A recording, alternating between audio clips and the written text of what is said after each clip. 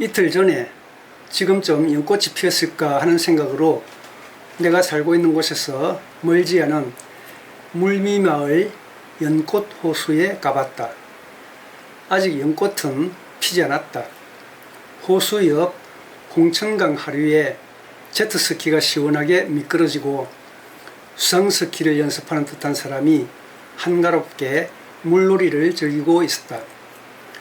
몇 년 전에 찍어놓은 연꽃 사진을 찾아서 아쉬움을 달래본 영상을 배경으로 종교 안 필요한 것인가 라는 내용을 잠깐 생각해 보고자 한다. 관심 있는 이들에게 참고가 될 수 있기를 바란다. 지난 6월 6일부터 9일까지 실시된 유럽의회 선거에서 자국 퍼스트를 내세운 급진적인 우파 세력이 약진했다는 뉴스가 있었다. 앞으로 그 세력이 EU의 이민정책이나 환경규제에 대한 수정을 요구하게 될 전망이라고 한다.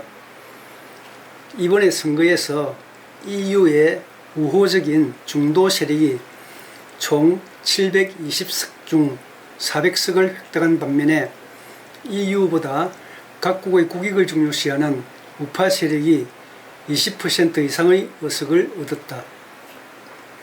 우파 세력은 러시아의 우크라이나 침공에 따른 물가 상승과 이민 혹은 난민의 유입 등에 대해서 EU가 충분한 대책을 세우지 못하고 있다고 비판해왔다.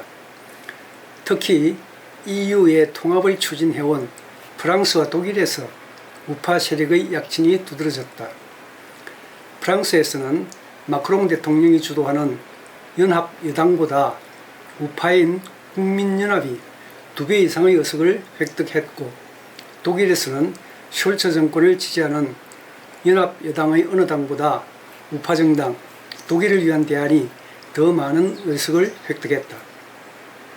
이처럼 우파 세력이 약진한 국가들에서는 정치 지도자나 엘리트 관료가 자국보다 EU의 정책을 중시함으로써 자국민의 생활이 힘들어졌다는 불만이 있었다. 미국에서 아메리카 퍼스트를 내세운 트럼프 전 대통령에 대한 지지가 확산된 것과 유사하다. 지금까지 유럽에서는 인권이나 다양성의 존중, 민주주의를 기본 이념으로 지켜왔지만 이후로 각국의 자국 중심주의가 국제 질서에 악영향을 미치게 될 것을 유식자들이 우려하고 있다. 처음에 EU의 기초가 된 지역 공동체는 무기의 제조에 필수적인 석탄과 철강 산업의 공동 관리가 목적이었다.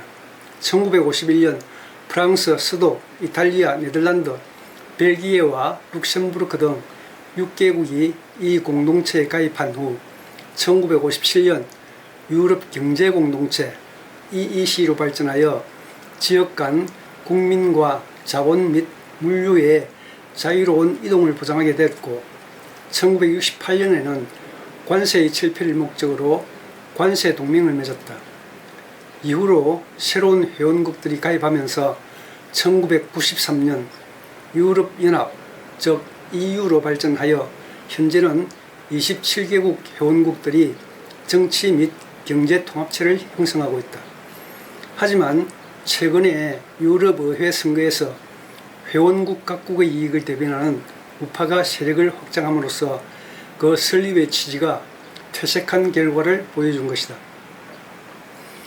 2차 대전 후 프랑스와 독일 사이에 또다시 전쟁이 일어나서는 안 된다는 강력한 의지로 무기의 제조에 필요한 석탄과 철강 산업을 공동으로 관리하겠다는 취지에 이탈리아와 네덜란드 등 4개국이 추가적으로 동참해 지역 공동체가 형성됐지만, 이후로 유럽 경제공동체로 발전하여 우여곡절의 과정을 거친 후 유럽연합으로 형성된 배후에는 다른 다양한 요인들 중에서도 가장 근본적인 것이 기독교 이념이었을 것이다. 19세기 유럽에서 치열했던 민족들 간의 배타심, 특히 프랑스와 독일 민족 간의 배타심이 1, 2차 대전을 촉발시킨 근본적인 동기가 된 사실을 직시하고, 더 이상 민족주의에 의한 분쟁이나 전쟁이 일어나서는 안 된다는 경각심에서 형성되기 시작한 지역 공동체의 취지에 지역 내 다른 국가들도 동조함으로써 기독교의 이념을 근본으로 한 한 형제애가 유럽연합으로 결실된 것이다. 실제로 유럽연합 회원국의 국민들 가운데 72%가 기독교를 믿고 있다는 통계가 있었다. 그런데 최근에 실시된 유럽의회 선거의 결과에 의하면 유럽인들의 기독교에 대한 믿음이 흔들리고 있다는 사실을 보여주고 있다. 자국 퍼스트를 내세운 우파가 세력을 확장한 것은 다른 국가에 대한 배려보다는 자국의 이익을 앞세우는 이기적인 사고방식이 확산되고 있는 현실이 반영된 것이다. 그것은 기독교의 근본 이념인 이타적인 정신과 배치되는 것으로서 기독교에서 배격하고자 하는 개인주의가 국가주의로 집단화된 것인데, 유럽연합의 전신인 지역 공동체에서 우려한 민족주의가 변칙된 형태로 나타나고 있음을 보여준다. 본 영상의 제목이 종교 안 필요한 것인가 인데, 이달 초 치러진 유럽의회의 선거 결과에 대한 내용이 지나치게 길어지고 말았다. 본래 유럽연합이 형성된 근본적인 동기가 민족주의를 극복하고 유럽의 평화를 이루고자 한 기독교적 이념이었지만, 최근의 의회 선거에서 각국의 국익을 중요시하는 우파가 세력을 확장함으로써 그 동기가 퇴색한 결과로 드러났다는 것이다. 그 이유를 러시아의 우크라이나 침공에 따른 물가 상승과 이민 혹은 난민의 유입 등에 대해서 유럽연합이 충분한 대책을 세우지 못하여 각국 국민의 생활이 힘들어졌기 때문이라고 했지만, 근본적으로는 기독교적 신념이 약화된 데 그 원인이 있었던 것으로 생각해야 할 것이다. 최근 3년 동안 코로나 팬데믹으로 인하여 전 세계가 몸살을 앓았지만 기독교를 포함한 모든 종교가 아무런 역할도 할 수 없었다.